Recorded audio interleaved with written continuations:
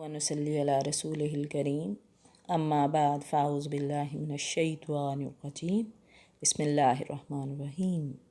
अस्सलामु अलैकुम व रहमतुल्लाहि व बरकातुहू। इस दुआ और उम्मीद के साथ कि आप जहाँ पर भी हों खैरियत से हों और हमेशा खुश रहें। सूरह बकरा का तर्जुमा हम पढ़ते हैं। आज हम आयत नंबर 247 का तर्जुमा हम पढ़ेंगे, जिसमें हम हज़रत तालूत अलैहिस्सलाम के बारे में पढ़ेंगे कि अल्लाह ताला ने उन्हें जब बादशाहत अता फरमाई। अपना आज का सबक शुरू करते हैं। आऊज़ु बिल्लाहि मिनश शैतानिर रजीम।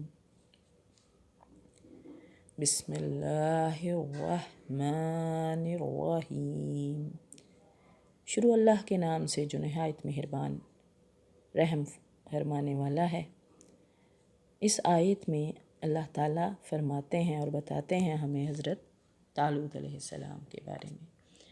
वा और काला कहा लहुम उनको नबीयुहुम उनके नबी ने इन्नल्लाह बेशक अल्लाह कद तहकीक अलबत्ता बासलकुम मबूस फरमा दिया बना दिया तुम्हारे लिए तालूत को मालिका बादशाह। और उन्हें उनके नबी ने फरमाया कि अल्लाह ने तालूत को तुम्हारा बादशाह बना दिया है। कालू वो कहने लगे यानी बनी इसराइल अन्ना यकूनु कैसे हो सकता है लहुल मुल्क वो हमारा बादशाह अलैना हम पर वा और नहनु हम अहक्कु ज़्यादा हकदार हैं बिल मुल्की बादशाहत के मिनहु उससे। अब वो कहने लगे कि भला इसकी हम पर हुकूमत कैसे हो सकती है, इससे ज़्यादा तो बहुत ज़्यादा हकदार बादशाहत के हम हैं। वलम और ना यूता वो ज़्यादा है सात मिनल माल और उसको तो माल की कुशादगी भी नहीं दी गई। काला फरमाया नबी ने फरमाया उनसे इन्नल्लाह बेशक अल्लाह ताला ने इस्तफ़ाहु चुन लिया है उसे, यानी हज़रत तालूत अलैहिस्सलाम को बेशक अल्लाह ने चुन लिया है। नबी उन्हें बता रहे हैं अलैकुम तुम पर वज़ादहु और वो है ज़्यादा बस्ततन और वो अल्लाह के ज़्यादा बरगज़ीदा है। नबी ने फरमाया सुनो अल्लाह ने उसी को तुम पर बरगज़ीदा किया है। बस्ततन फिल जिस इल्मी वल जिस्म और उसे इल्मी और जिस्मानी बरतरी भी दी गई है। वल्लाहु और अल्लाह यूती देता है मुल्कहु बादशाही मन यशाउ जिसे वो चाहता है। वल्लाहु और अल्लाह वासिउन वसी अलीमुन इल्म रखने वाला है। बात यह है कि अल्लाह जिसे चाहे अपनी बादशाहत या मिल्क दे। अल्लाह कुशादगी वाला और इल्म वाला है। हज़रत तालूत इस नस्ल से नहीं थे, यानी जिससे बनी इसराइल के बादशाहों का सिलसिला चला आ रहा था। ये गरीब और एक आम फ़ौजी थे जिस पर उन्होंने इतराज़ किया। पैगम्बर ने कहा कि ये मेरा इंतखाब नहीं है, अल्लाह ताला ने उन्हें मुकर्रर किया है। इलावा ज़िन की आदत और सियादत के लिए माल से ज़्यादा इल्म व अक़ल और जिस्मानी क़ुव्वत और ताकत की ज़रूरत है। और तालूत इसमें तुम सब में मुमताज़ हैं, इसलिए अल्लाह ताला ने उन्हें इस मनसब के लिए चुन लिया है। वो वासिउल फ़ज़ल है, जिसको चाहता है अपनी रहमत और अनायात से नवाजता है। अलीमुन यानी वो जानता है कि बादशाहत का मुस्तहिक़ कौन है और कौन नहीं है।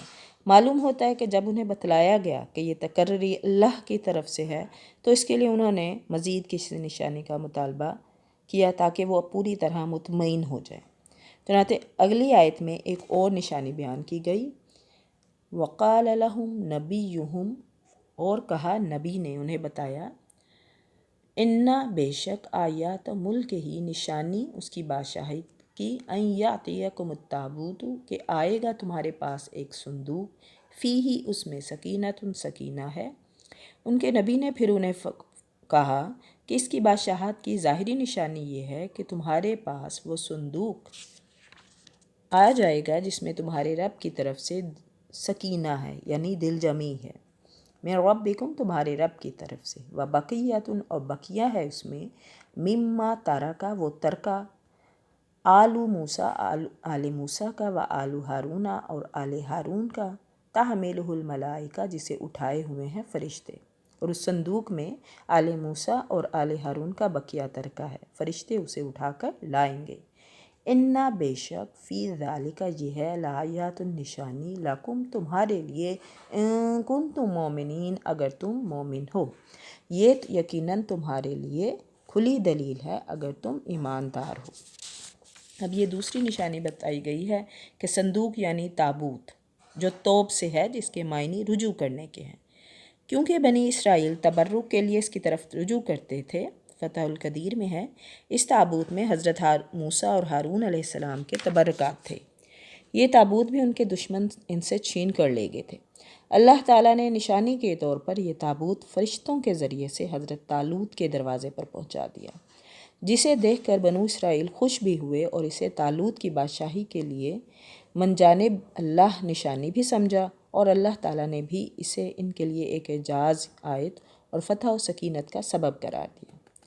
سکینت کا مطلب ہی اللہ تعالیٰ کی طرف سے خاص نصرت کا ایسا نزول ہے جو وہ اپنے خاص بندوں پر نازل فرماتا ہے، جس کی وجہ سے جنگ کی خون ریز مارکہ آرائیوں میں، جس سے بڑے بڑے شیر دل بھی کانپ اٹھتے ہیں، اہل ایمان کے دل دشمن کے خوف اور ہیبت سے خالی اور فتح و کامرانی کی امید سے لبریز ہوتے ہیں۔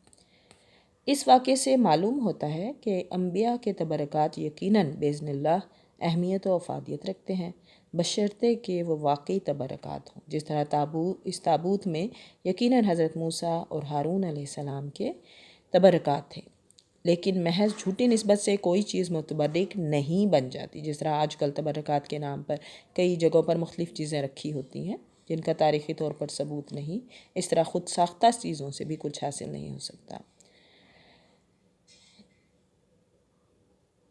قرآن پاک پڑھنے میں غلطی، کوتاہی، کمی بیشی رہ گئی ہو تو اللہ پاک معاف فرمائیں۔